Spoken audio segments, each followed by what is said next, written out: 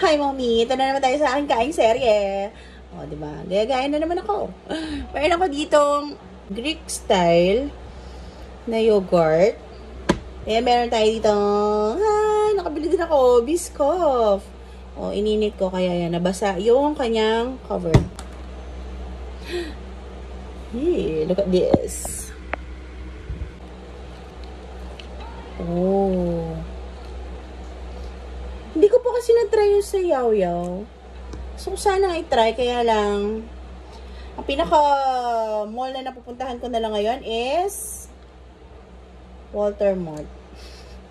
SM lang meron nun. Dati kasi hindi ako nabili kasi nga, piling ko, ang mahal.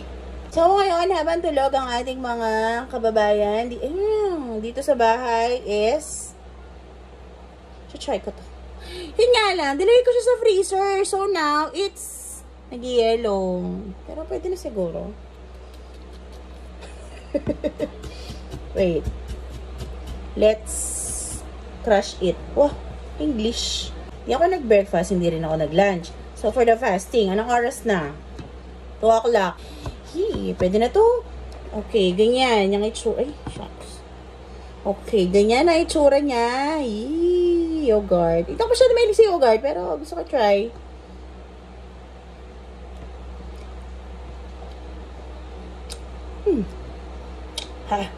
Okay. Ginamit ko ni. Taktak ko na lang, no? Wait. Uy! Wait lang. Look at this. Sana masarap, no? Sabera, hindi masarap eh. Bigla na itapon ko dahil. So, ayan, ito. Nalo ko na. Ang try.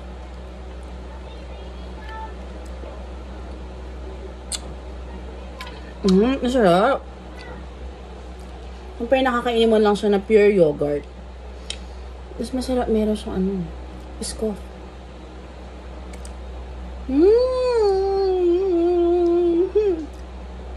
Perfect. Hindi nga lang smooth tong nabili ko. Medyo may pagka-crunch siya. Dahil nga, yun lang yung available eh. Gagawa natin. Pero still lang, masalasang Biscoff. Good. Dahil natikman ko na to, siguro pupunta ako ng SM. Kung mapupunta ako ng SM, mag-try ako ng yaw-yaw. Ang sarap eh. So, siguro ito ko talagang yung Greek yogurt yung nabili ko. Tama ba ako? Greek yogurt? Kasi ito Greek style lang eh.